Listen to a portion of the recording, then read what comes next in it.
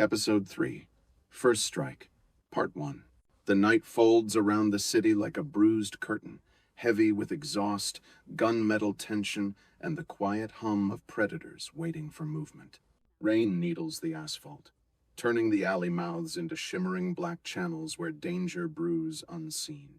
A convoy crawls along the riverfront road, unmarked sedans boxing in a rust-patched van that moves like it carries something too fragile or too forbidden to exist. The camera glides low, following the reflection of headlights on wet pavement, revealing boots stepping out of the shadows with silent precision. The figure moves like a ghost, wearing a human outline, each step placed with surgical care, shoulders steady, breathing controlled and quiet.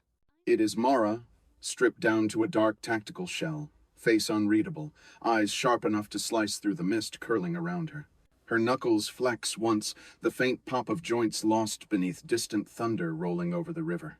She surveys the convoy with clinical indifference, weighing angles, counting silhouettes, marking threats with instinct sharpened by too many nights like this. The van slows as it nears the old loading pier, its brakes whining in protest as if sensing what waits just outside the dim sodium lights. Two men step out, first mafia muscle disguised as dock workers, carrying clipboards that fool no one except the dead or the stupid. They scan the lot, unaware they are already prey, trapped in a wide-open kill box painted by their own headlights. Mara moves before thought can rise, dissolving from shadow into motion as her boots skim across the slick ground. The first guard doesn't see the elbow strike sinking into his throat until sound dies in him like a smashed instrument.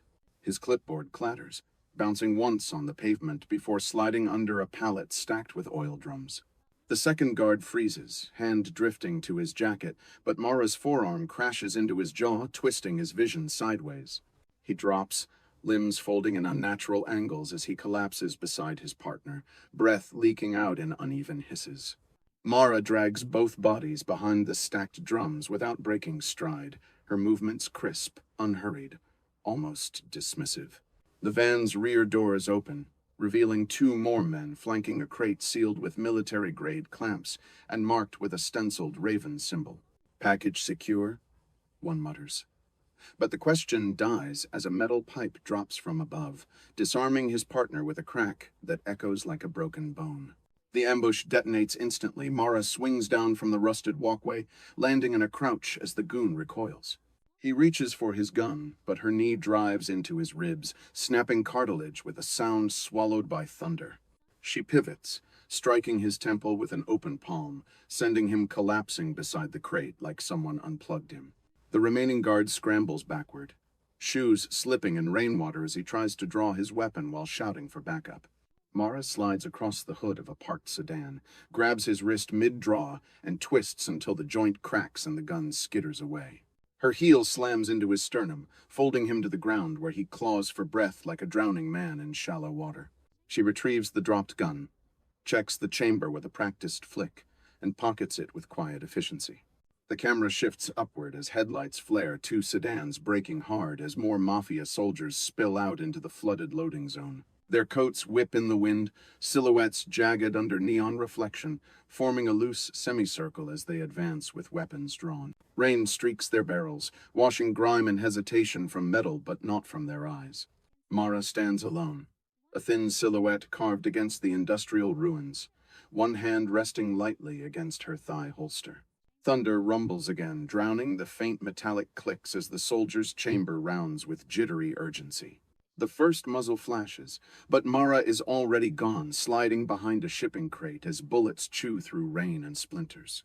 She rolls out the other side, firing two controlled shots that drop both shooters before their nerves finish screaming. A third man tries to flank, boots splashing through puddles, but she blindsides him with a shoulder tackle that drives him into a steel pole. His gun discharges uselessly into the air as he crumples, blood mixing with rainwater in slow pink swirls. More soldiers pour from the sedans, turning the dock into a metallic storm of ricochets and shouting. Mara darts between pallet stacks, turning the terrain into a weapon as she draws fire toward choke points she can exploit. She vaults a barrier, landing atop a container with the grace of someone built from precision and violence. From above, She fires 3 rounds, each one a clean, silent answer to chaos unfolding below her. A goon climbs the ladder behind her, breath heavy, boots clanging in warning, but she pivots and kicks his face through the rungs, sending him falling. She drops from the container's edge, hitting the ground low and rolling as bullets hammer the wall inches above her. She grabs a discarded SMG off a corpse, checks the mag, and sends a disciplined burst that cuts down 2 advancing silhouettes. The remaining soldiers retreat toward the cars, panic overtaking loyalty as they realize the ambush has inverted. Mara charges through the rain, closing the gap with predatory calm, gun steady, jaw clenched against the cold.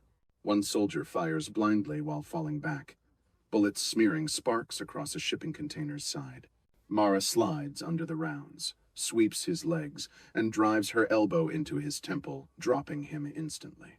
A second soldier tries to start the sedan, but she shoots out the tires, forcing him to bail out and run into the open. He slips on the wet asphalt, crashing to his knees as Mara closes in with the inevitability of a blade dropping. She knocks him out with the butt of the SMG, letting him slump beside the smoking car as sirens begin to echo in the distance. Not police, she recognizes the pitch, the timing, the rhythm. Dirty cops. Reinforcements for the men she just erased. The rain intensity rises, drowning the dock in sheets of silver as the first cruiser screeches around the corner. Mara moves instantly, breaking into a sprint toward the van still parked under fractured yellow lights. She yanks open the driver door, hotwires the ignition with 2 sparks and a twist, and slams the gear stick forward. Tires scream across wet ground as she pushes the van into motion, weaving around bodies and shell casings. A police cruiser blocks the exit, lights pulsing red-blue through the downpour, but Mara aims straight at its bumper.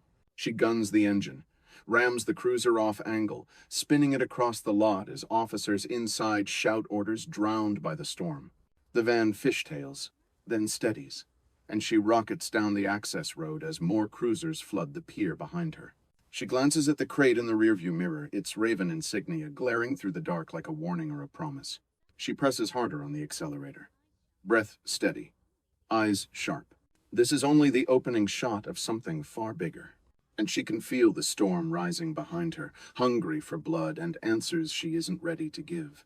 The air vibrated as the last echo of gunfire faded, and the camera drifted over smoke curling from shattered concrete, while he advanced with the calm precision of someone who had already accepted violence as currency. He swept the corridor, boots flattening broken glass, eyes scanning for the faintest shift of shadow as the warehouse lights flickered like dying pulse signals above him. The metal walkway trembled under distant footsteps, pushing him to angle his body along the railing, breathing slow, measuring ambush geometry with clinical instinct. A rifle muzzle peeked from behind a column, but he fired first, a silent and exact burst that folded the attacker before the echo properly formed. He advanced without pause, weapon raised, the muzzle tracking the beam of his peripheral vision like a guided crosshair wired straight into muscle memory. A steel door groaned open on its failing hinge, revealing a stairwell spiraling into deeper storage levels where the mafia kept off-ledger cargo. He descended, each step steady, the air thick with engine oil and the metallic taste of long-settled dust shaken loose by gunfire above.